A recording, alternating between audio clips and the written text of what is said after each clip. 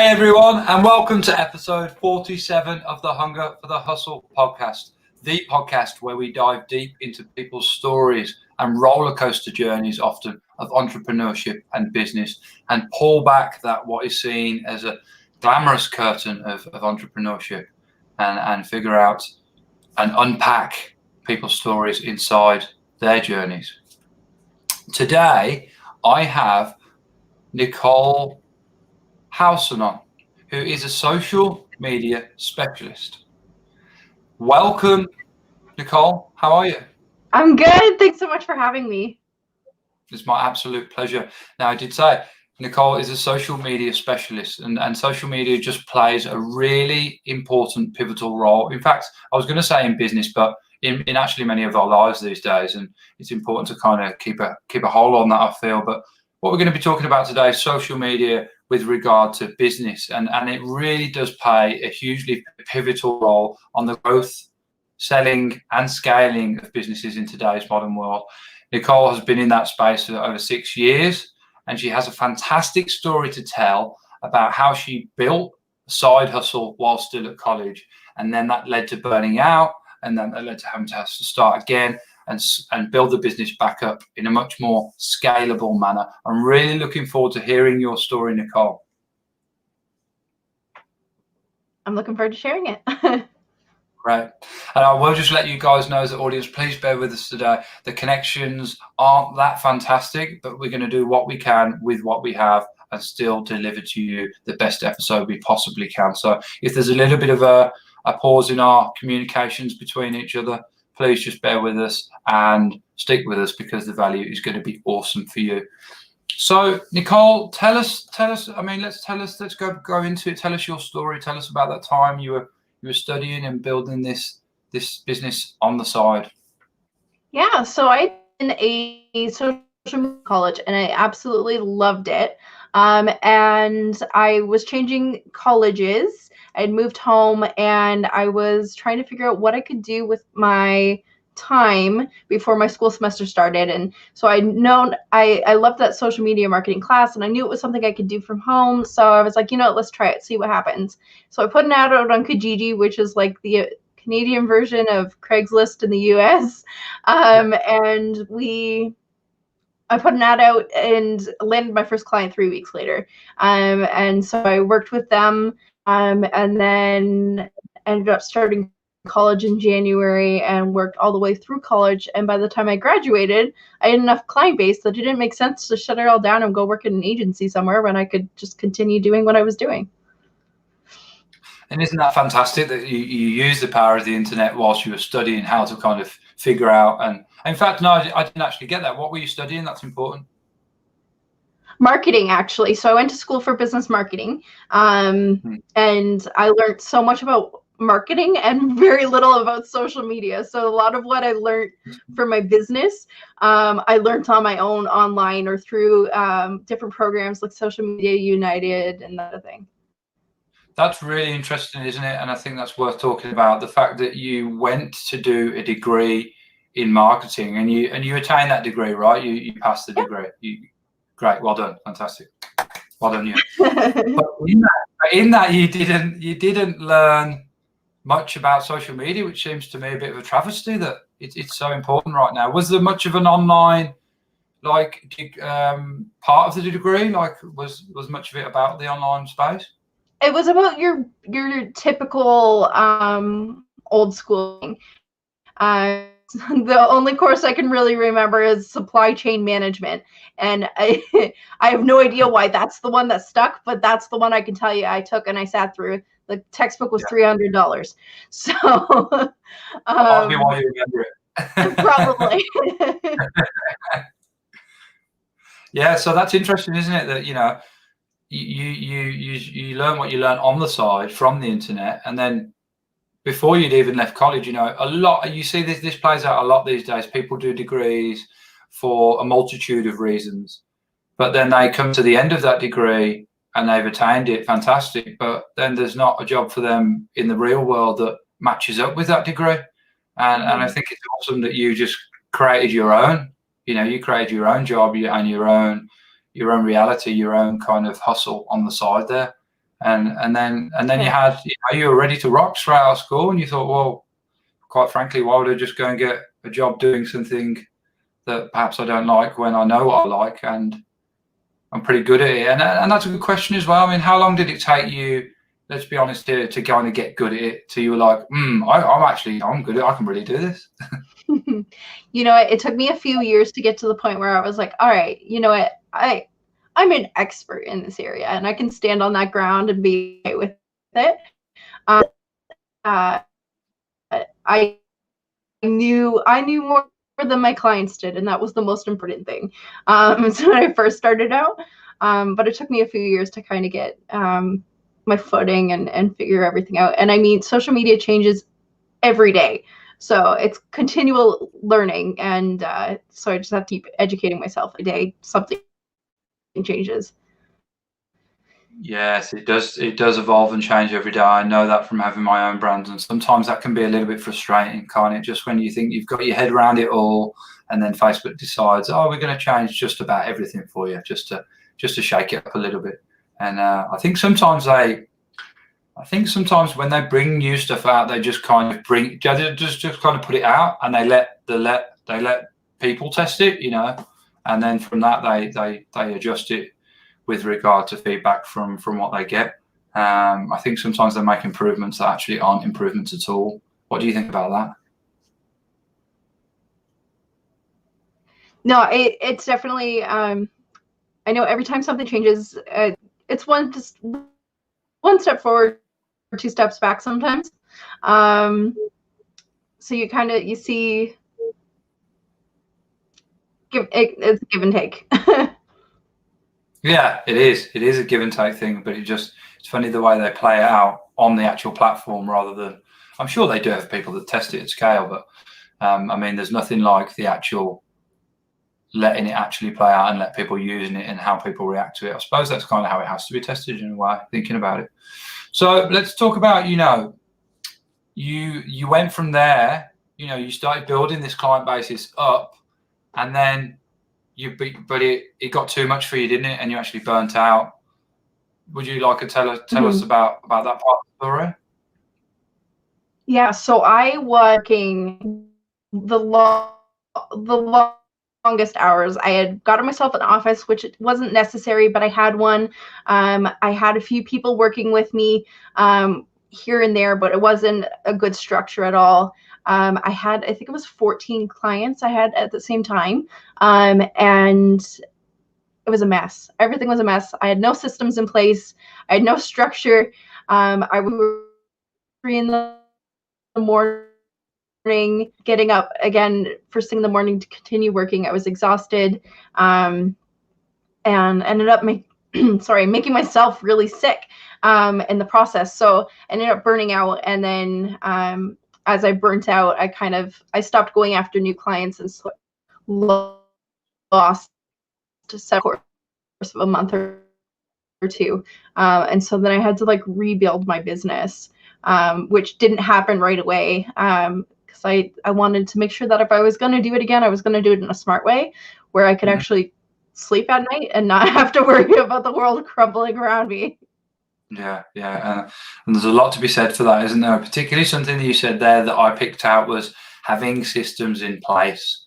That's really, it's really important to have systems, strategies, ways that you do things, checklists, ways that you plan things out, scheduling. It's really, really important in a business. And I can say this from my own experience, because I'll be completely honest, it's something I'm still learning now, still trying to get right. Sometimes I think I do maybe too many hours and try to jam too much into a day because I haven't quite got the systems and the scheduling nailed down yet. But it's something that you have to develop as you go. And frankly, there's so many systems and different kind of types of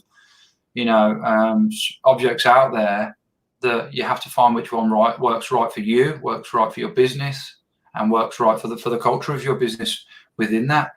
So you kind of, and I know you said it made you sick and ill. And look, if you're not happy to answer the question fully, I appreciate that. But I know that you have a podcast that talks about mental health, and I think it's really good in this space to talk about it I'm all about talking about mental health. I think it's a conversation that needs to be had, and by having it more, it can only induce more conversations to other people, and therefore it helps other people. So when you said you got sick, was it in the physical sense, or was it or in the mental sense, or both?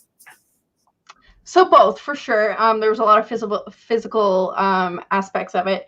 So I have bipolar disorder, which is part of the reason why I needed a job I could do from home when I first started out. And so when I got super stressed out and burnt out, that really affected my mental health. So I just wasn't in a place to be able to grow my business or do a lot of extra stuff. I ended up like struggling to make rent as I lost the clients, and ended up moving my home back to my home office after that, which honestly wasn't the worst thing that could have happened. But I just, everything kind of crumbled for a little bit, and I fell into some deep depression. And how long, was it? How long were you in that space for? How long, were you in that dark space for before you pulled yourself out of it and ultimately gave it another go and did it with a bit of a different approach? So it was about 6 months where I just didn't try to regrow, and then I did up again.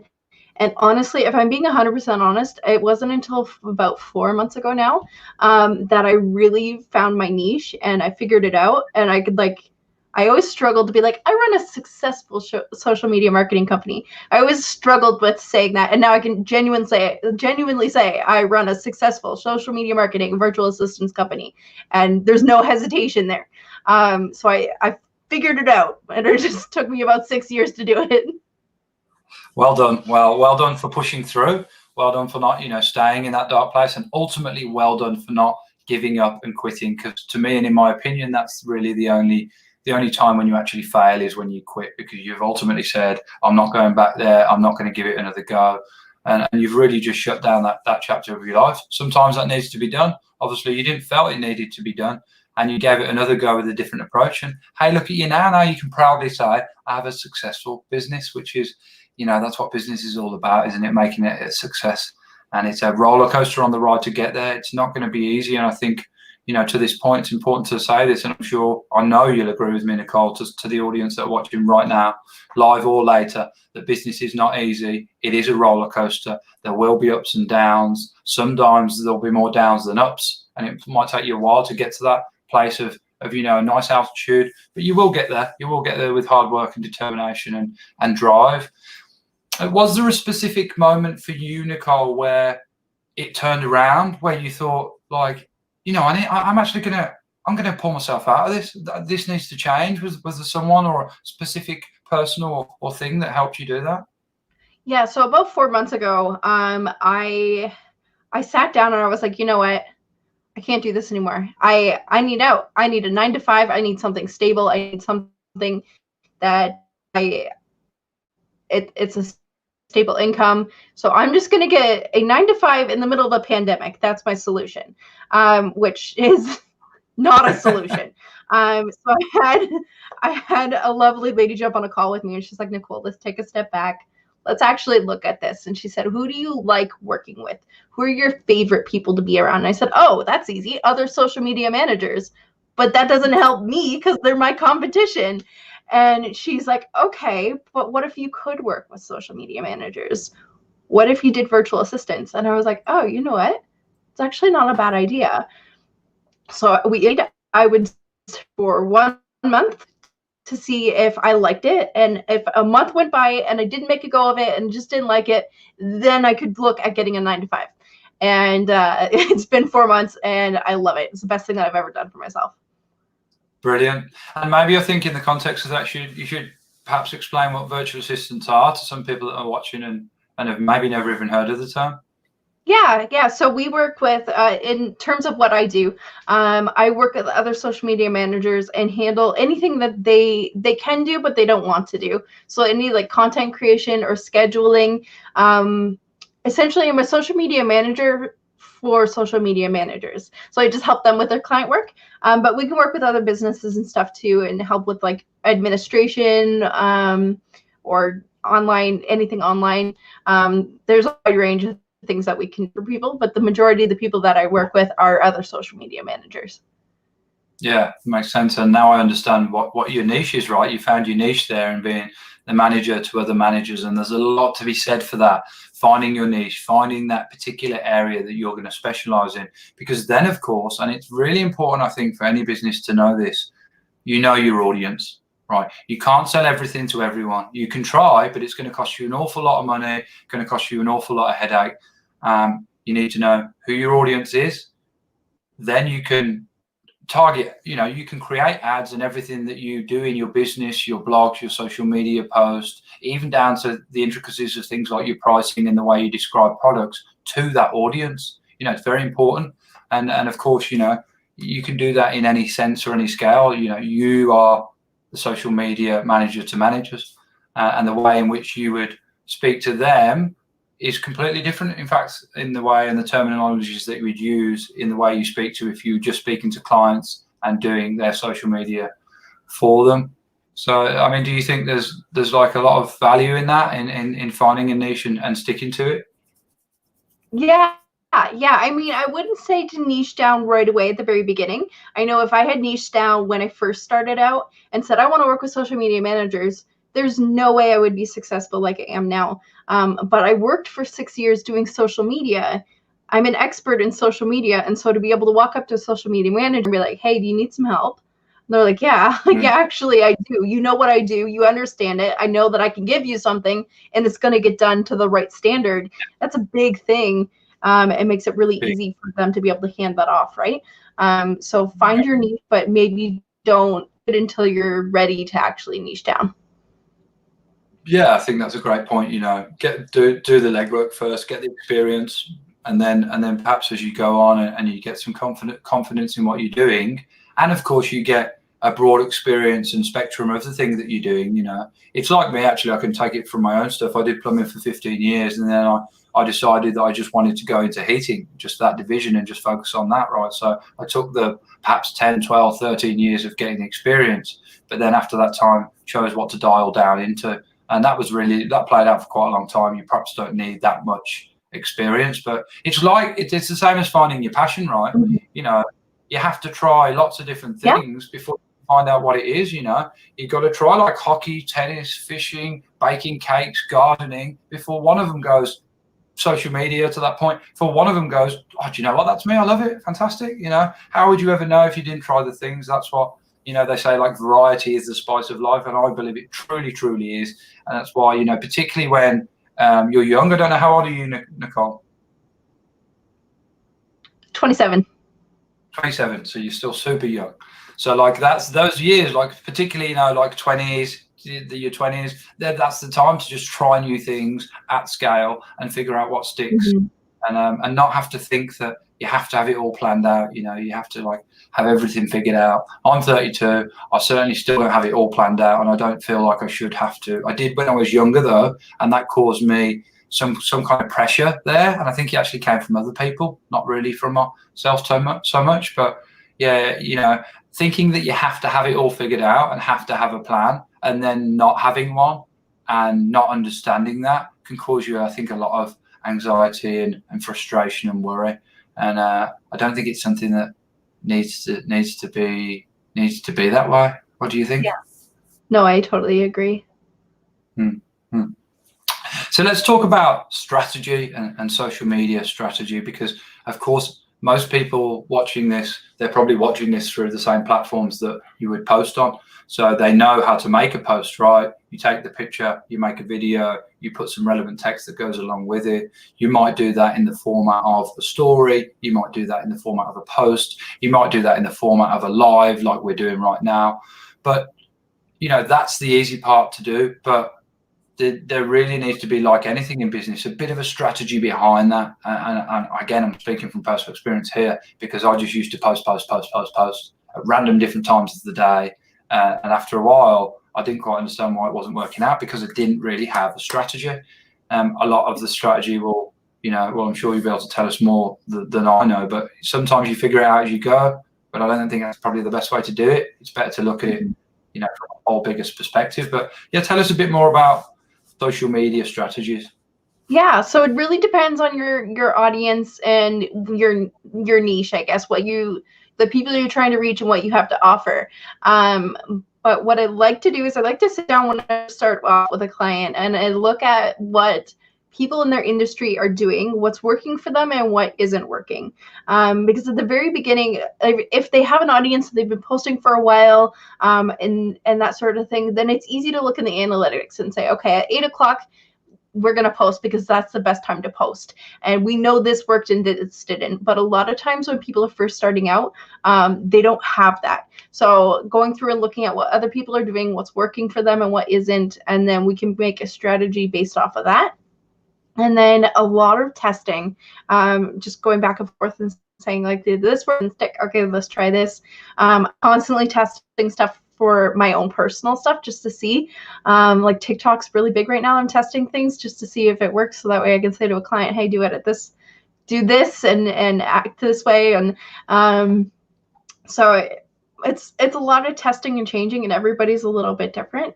But once you kind of have a strategy, it really comes down to being consistent. So if you're being consistent in your social media, you're posting consistently, showing up, that's going to help a lot. People are going to get used to seeing you, and they're going to want to engage with you because they've built a relationship with you. Yes, absolutely. I couldn't agree more. And building that relationship and having that kind of transparency in what you do. And I'm going to probably relate to personal brands here, but this can go into business brands as well. Is like the value in documenting what you're doing actually as you're doing it, as well as just like showing people the results. I think people can sometimes look past that, but it holds so much value, I find, and there's so much authenticity in it.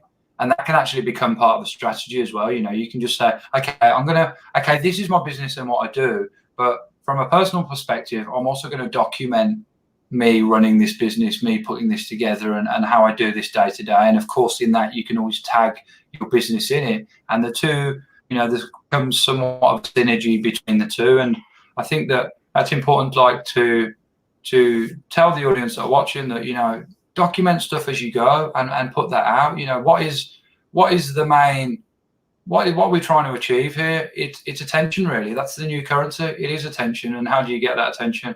Content at scale, the right content that's relevant for your brand. And it can come in all different forms and ways. Something else that you mentioned there was TikTok. TikTok is huge right now, isn't it? A lot of people think it's just for kids. I have to admit, I've had a lot of fun with it, but I've only done that very lightly, just a few little funny videos here and there. But yeah, talk to us a bit more about TikTok and who is it really for, do you think? Really anybody. And I know it seems ridiculous, but some of my favorite people to follow are like people in their 80s and 90s because they're just so much fun. So if they're on TikTok, you can totally be on TikTok, and we know all the kids are on there already. But I've seen some really great accounts of, like, there's an accountant, there's a dentist that he actually had to open a second location because TikTok blew his business up so much and he had so many clients, he had to open a second location. That's amazing. And all because he's posting ridiculous videos on TikTok. So I see this all the time. I'm seeing so many more different brands and stuff. It's always interesting to see. Like, I know our local college was on there for a little bit before COVID hit, and they were doing stuff. And if you can create content, then jump on it and see what works and what doesn't. It's just so much fun. It's a different platform. It's really easy to do, like, quick videos to get people's attention, and then you can direct them to Instagram or any other platforms off and pull them off of TikTok, but you can start them there and get their attention there. Yeah, that's one thing I instantly found as soon as I opened it up. I was like, wow, this is so integratable. Whereas a lot of these apps, they don't really want to connect up with each other, but TikTok made that super easy. And I think that's what's predicated a lot of their success, the fact that they can just share with other things so easily. And the fact that they made creating the content so easy, like everything can just be done within that app on that one device. You don't have to pull in text from here and bring it into Photoshop. You don't have to bring in audio from somewhere else, and you don't have to worry about, that audio being for legal use, because that's a thing as well. And like adding like filters and stuff in as well, but like the way that you can edit video filters, and it's just 15 second videos, is that right? 15-second and 60-second, so up to 60 seconds. Okay, yeah, so there's two formats, and a lot of it is, 90% of it from what I've seen, and I haven't inhaled the platform at scale like you really should before you dive into any platform, particularly that you're going to use for your business.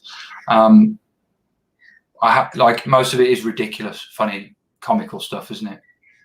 Yes, yeah. So it's a lot of fun. You put some I tried to have a lot of fun with it, and then every once in a while I'll put out a straight out like promo post, and people engage with it still because it's they've gotten to know me, and they're usually try to make it like it's a little bit smooth in there. Like I'm jumping on a trend that everybody else is doing, but I'm tying business into it and like, hey, so just remember I do this. Yeah. So it's like, hey, so just remember, but also, okay, I'm gonna go back to being silly now. So that way people kind of think of it. And I'm hearing so many people getting leads from TikTok. My mentor has a coaching program, and like 4 or 5 people all found her on TikTok, and we're like, yeah, no, I want in, because they found her doing silly videos on TikTok. Yeah, it's hot, that's for sure, and it's hot right now, and it just shows you that there's always room for these new platforms coming in. You have to keep your eyes and your mind open to them, and of course I know you can do lives on TikTok as well. You can do live videos through there. I believe you have to have 1,000 followers, but that really doesn't take long to get that number of followers. You can do that. I know some people who've done it in a couple of hours, with a video that it's so easy to go viral on there and get hundreds, thousands, millions of views in a really short space of time. Yeah. Like, unlike what I ever saw with the other platforms, to be honest. Okay, yeah, Instagram was a completely different beast when it first came out. You did get a lot more likes organically, and Facebook to a degree, but it's a bit different in the way it operates. But TikTok is different in the way it does that. You can just get so much attention and likes in such a short amount of time.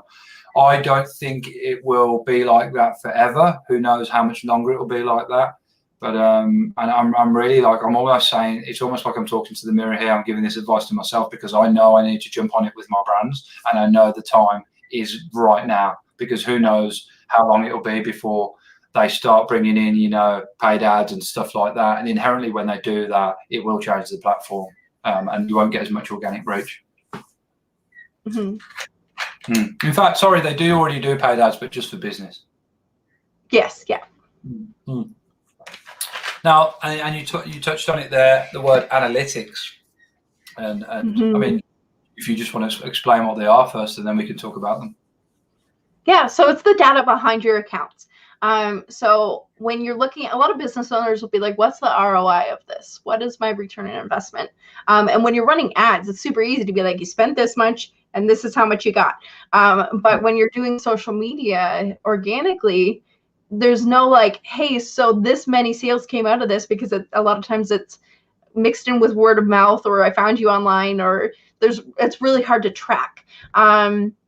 So you can look and see kind of how many shares you have, how many comments you had, how many likes. I like to look in, and if everything's in the green, that's a good sign. And you can track and see how many people are engaging with your content and that sort of thing. And then it gets deeper into like what kind of people are following you, who's engaging with you, what time are they online, and you can really dig into those analytics and apply that to your strategy as well. You sure can go really deep with it, can't you? Like, even particularly with Facebook, you can see where they live, what age they are, what they do for work, all that wonderful stuff. Excuse me, let me just try and get rid of this noise in the background, because it's annoying me, so I know it'll be annoying the audience.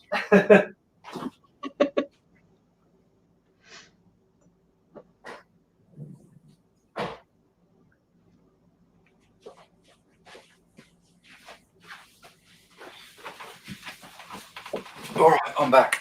Yeah, so you can just really deep dive into it, and it shows you a whole plethora of the people that are engaging with what you're posting out, and then like you said, you can then use what you see there. Like, let's say that your brand particularly is being picked up by ladies between 35 and 45 who all live in Michigan for some reason, who all have a university degree and are married. Then you can plug that information into your ads and target them with your ads. Maybe you were selling makeup, or you had a ladies only gym, or something to that effect. Then it really becomes powerful when you use the two, doesn't it, to work together and see and really get into that niche, get into targeting that audience. Absolutely, for sure. Yeah. Now tell me, like, what's been we've kind of covered what your big challenges were there in the start of your business and when you were getting started, but have you found that, as you've continued along the road there, has the roller coaster continued, or has it all been just smooth sailing since you started again? It's a forever roller coaster. Every time I'm like, I figured this out, something happens. I mean, I don't think anybody was like, hey, 2020 is going to turn out like this last year. And sure enough, it did. So it's a roller coaster no matter what. I think the thing that has helped, though, is once I realized I need systems in place, I need to have a team, I need to have all these things so that way I can be scalable and sustain my business. I think that's when I started to see that there was less dips and more upward travel. Yeah, exactly right. And I think something that you've touched on here, which I really resonate, is that, and I see it a lot, that a lot of businesses grow too big too quickly, and their ability to be able to cope with that growth doesn't keep up with that, and then they personally, or the business itself, just burns out, perhaps much as you did. I just see it play out again and again and again, and it's so sad because there was no one forcing them to grow so quickly. Sometimes there is, okay, but generally not really, like, unless it's outside influence, which that's another subject. But they could have grown a lot slower, and then they would have lasted, and they would have got bigger, or perhaps just the goals they wanted to get to. But now they haven't, and they've gone away, and the world's been starved of the products or service that they sold, which could have just provided so much value. So I think, and I'm sure you'll agree with me here, Nichole, that it's important to tell the people that are watching, just go slow, just take your time, enjoy it. It's you work so you can live, you don't live so you can work, and both of those things are either end of this seesaw, and it's easy to get the balance messed up. I know that I've done it so many times, but the more times you do it, the more times you get used to realizing that you're doing it, and you get better at readdressing the balance. Absolutely. And then tell me about some big wins. Sorry, no, go ahead. I know there's a little bit of a delay here. No, it's okay. I was just gonna say, I know that every time I'm like, you know what, I'm fully booked, I can't take on any more clients, and then I'm like, oh, but I want to grow. I just want to just a little bit more, because I love seeing the growth, and it's really exciting. So I literally will have to be like, okay, for the next month, I am fully booked. I cannot take on any more clients. I have to sustain here and make sure I've worked out all the wrinkles before I add more to my plate. So that way I'm only dealing with a few wrinkles instead of a ton all at the same time. Yeah, that's a really good point. And I think to that point, it'd be interesting to know, like, are you taking more clients at the moment? I am, yes. You are. I think that's good, because I mean, you just come across as a person of great authenticity and professionalism in what you do, and that paired with your backstory and being transparent and honest in that, I think will only lead to more clients, right? Because what do people want? Particularly in this space of social media, and I've been there, there's a lot of BS in this space. There's a lot of people who say, oh yeah, they know what they're doing, I can do it for you, and they just don't come through. So I think with your approach and what you do with your own podcast, and just that you're honest and transparent and open about the things that you've been through, that's only going to work really well in the aspect of your business. So yeah, I mean, we've been scrolling Nichole's website and social media links at the bottom here for a while. So, if you are looking for someone, she's your lady. Now, tell me about the word hustle. Of course, it plays a major part in this podcast, and it's part of the name for the title, Hunger for the Hustle. But what does hustle mean for you? Like, how would you define it, and what drives yours? Because you certainly have a lot of it, Nichole. Yeah. So I'm gonna I hope I don't get kicked off. You're just gonna boot me off and be like, okay, I don't know why I asked you on here. So when I hear the word hustle, I'm gonna answer the question. But when I hear the word hustle, all I can think about is that girl that was working till 2 or 3 a.m., not getting enough sleep, not eating properly, not doing anything for myself, and running myself ragged. And so when I think hustle, that's the first instinct and the first thing that I'm like, yep, that's it. So it was funny when I heard about podcast, and I was like, I don't strive to be in that place ever again. But it's funny because I do hustle all the time. It just looks completely different than that. So I think there's a way to hustle in a healthy way, where you're starting your morning off and taking care of yourself every day and making sure you're eating and sleeping and drinking water. So I think for me, I think it comes down to being smart when you're hustling, and so it looks like having those systems in place for me, and having time blocking set aside, and I'm gonna book this time for me, time for working on my business instead of in it, and that sort of thing. So it looks a little bit different than what my initial thought is when I think of hustle. It's great. I love your transparency and your honesty, and the fact that you gave the context in giving the long tail answer. There's a big difference between working so hard at the neglect of your own health and often the people around you. Again, I've been there pretty recently, to be honest with you, and just working hard enough so that you're not neglecting your business. Just like prioritizing, making sure the right stuff gets done first, and it gets done today. Because there's certain tasks on that list that, quite frankly, if they got done today, tomorrow, or next week, it wouldn't have any effect on your business. And why is it near the top of your list? Probably just because you didn't think about prioritizing enough when you wrote the list out. If you're not taking care of yourself, number one, then like if you haven't got your health, then how are you, like, what are you heading for? What are you working towards? It's hustle doesn't mean working till 2, 3 in the morning every morning, does it? Look, there's the one that comes up. I'll be straight. I've done 2 5 a.m. mornings this week. But then this weekend I'm away for 4 days and I'll turn the phone off. That's been the first time I've been away all year. So there's a balance in that, right? And it's important to find it, and no one else can tell you what it is. You've got to find it for yourself. Your workload, how much sleep you need, the things that you eat and work for you. And you touched on it there, how much water you need to drink.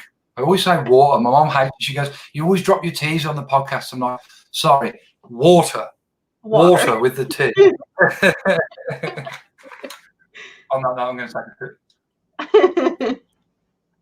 Yeah, I drink a lot of water, particularly in summertime here, which it's coming in summertime now in Australia. 2, 3, 4 liters a day. All that means is that you spend a bit more time out the chair because you're at the toilet. What do you think about?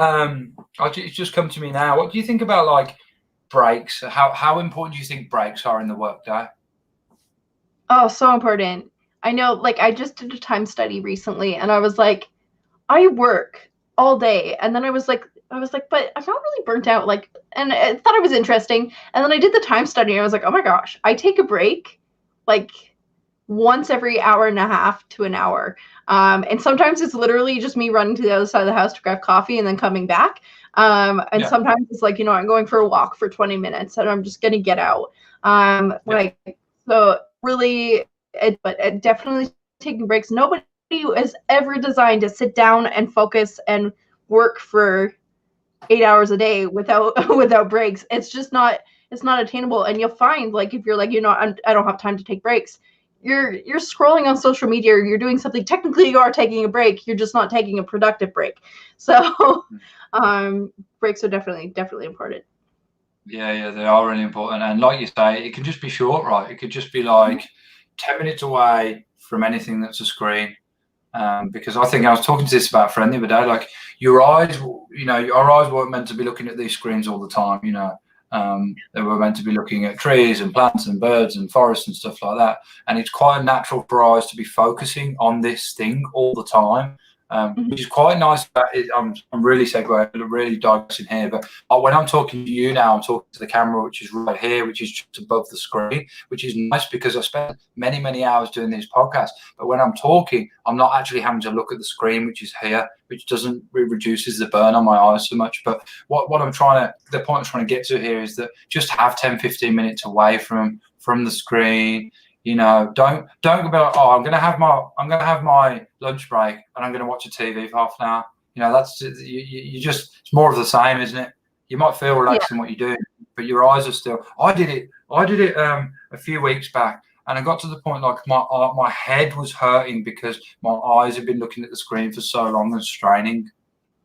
Yeah. Like even like going for a book instead, right? Maybe you take like an hour, half an hour, 15 minutes, and you're like, I'm just going to read a book instead. Like that difference in focus and the print instead of like the light behind the images on the screen is I think very refreshing. Absolutely. Now let's talk about goals, dreams, and aspirations, because you cannot have a hunger for the hustle without some of those. What are your goals, dreams, and aspirations for maybe if you could touch on some personal ones if you like, but of course for your business as well? Yeah. So for me, I guess my biggest, I want to keep scaling. I want to keep growing. I've seen some remarkable growth in the last 4 months, and I would love to see that continue in 2021. As soon as I'm allowed to travel again and the borders open, I would love to continue. I speak locally. But I would go and guest speak other places. I was supposed to be at a conference back in September speaking in Minnesota, and it was all virtual, so I still got to speak, but it was from my house, not from Minnesota, so it was not as fun. Yeah. So doing that sort of thing. But it's all, whatever happens, but I'm happy with where I am now. I just like to continue to see that path go that way. Yeah, trend upwards, right? Hey, we didn't even touch on that. You're a speaker as well. What do you speak about? Mental health, and then social media. So essentially what I talked about today. In the same speech, you would talk about both of those things, or in separate? It depends. Sometimes in both. Sometimes it's separate. This talk I did in September, I talked a little bit about taking care of yourself and mental health, but then systems you have in place in your business to take care of yourself and that sort of thing. So I tie the two together when I can, because I think a lot of people can get value from both of it, but sometimes it's strictly one or the other. That's good, and I think the reason I ask, because of course they're great speeches alone, but I think the two really people are taking for granted, and that's because the platforms are so new. But the internet has now reached a level of maturity, and the platforms, social media platforms, Facebooks, your Instagrams, are reaching that level of maturity too. And there's a documentary that's come out recently. I believe it's called The Social Dilemma. I don't know if you heard of it. Yeah, and someone's told me to watch it, and that really highlights the connection between the design of these platforms, how they've played out, and how it ties into mental health as well. I think it's fantastic, frankly, that you speak on that. I'd really like to. I'm going to actually look up some of your. Can anyone find any of your speeches you've done online? So you can find like podcasts. If you look at my social, I usually post things. Sure. I was going to say they'd be on my YouTube, but the mental health stuff isn't really on my YouTube. So. Okay. Yeah. Oh, well, I think it's. I know I've already said it, but I really do commend you, and I think it's admirable to talk about mental health. It's a conversation that needs to be had more and more. For too many years and too many generations, which were before us, and is not our responsibility, frankly, didn't talk about this stuff, and it led to unhealthy and unhappy people at scale. People like our generation, Nichole, you're 27, I'm 32. I think it's our responsibility, but if you choose to speak, then you have a responsibility about what you speak about and a due course to that. And I think just speaking about mental health and being open and honest about how you feel about yours and your experiences can only lead to a healthy change in the world and more people being healthier and happier, right? Absolutely. So let's we come to the close of this wonderful podcast, and I've really enjoyed my time with you, and I've actually learned quite a bit from you there, and I reckon I'll be speaking to you about social media on the side afterwards for a few hot tips. And talking of hot tips, I didn't even mean to stumble into that segue, but I certainly did. Could you give the audience 3 hot tips in any regard you like? You could go with social media, you could go with mental health. I'll leave it up to you. Yeah, so the biggest one, the first thing I would say is consistency. So be consistent in your posting on social media and your structure of how you're structuring your day. Really consistency in general. But with that, the second being you want to make it sustainable. Although it'd be really great to post 5 times a day, every day on every platform, that's not realistic unless you're Gary Vaynerchuk. So take a skill back and then think, okay, I can post realistically 3 times a week on these platforms and be consistent with this every single week. So look at it from that, what can you consistently stick with, and then do that. So it's the same with like if we're running, we like sometimes we get like, oh, I'm gonna do all the things, and then it's not sustainable. So 2 weeks later, you've done nothing because you've took off trying to do everything all at once. So make sure it's sustainable. And then the third thing that I would say is make sure that you're taking time for you first. And so start your morning off with a coffee or something, unplug from social media, read a book, read the news if that helps you. If it doesn't, don't. And just do something for you to get started and put yourself into the right mindset, even if it's just meditation or just sitting down and creating some clear mindset goals for yourself. Start there, and then the rest of it kind of falls into place. Yeah. So consistency. Cross, what? I forgot the second one. Please remind me. Sustainability. That was right. Yeah, I had something else in my head. I'm glad I didn't say it. Consistency, sustainability, and putting yourself first. You know, that's I think really, really good tips to leave us with. And Nichole, I've got to ask, seems there's quite a few books behind you. You must be a person who likes to read. Give us one book recommendation. So I was thinking about that before I got on here, and I was like, oh shoot, what book? There's so many good ones. So if you're looking for like online marketing.com secrets by Russell Brunson is really, really good. If you're looking for more like mindset, one of the ones that I've read recently that was really good was I'm throwing things around. Willpower Doesn't Work by Ben Hardy. So that was really, really good. I enjoyed that one. And helped with my mindset. And what was that called, sorry? Willpower Doesn't Work by Benjamin Hardy. Okay, cool, awesome, love that. If you want to find Nichole, I'll let it run across the bottom of the screen here, and in fact I'll pop it in the comments as well, so people know where to find you. While I'm doing that, Nichole, do you want to tell everyone where they can find you if they want to connect with you? Yeah, I'm on social media, Nichole Howson. Spelt funny because my parents thought I would make my life super difficult. We still love them though. So it's Nichole with an H, or AIM Social on really any platform. You can find us just about anywhere. Yeah, just about anywhere. And I love the way that you've got your you've got it all kind of, yeah, a lot of it marries up. It's the same kind of name. I find that it's good to have the same handle across everything. It just makes it a lot easier. Nichole, it's been an absolute pleasure to have you on the show. Please hang around because I want to speak to you off camera about something to do with my social media. Guys, thanks for watching, whether you're watching not now, live or later. I was doing so well. I didn't stumble on my words until then. Thanks for watching. Really appreciate it, guys. Take care and enjoy the rest of your day, wherever you are in the world. See you, Nichole. Bye.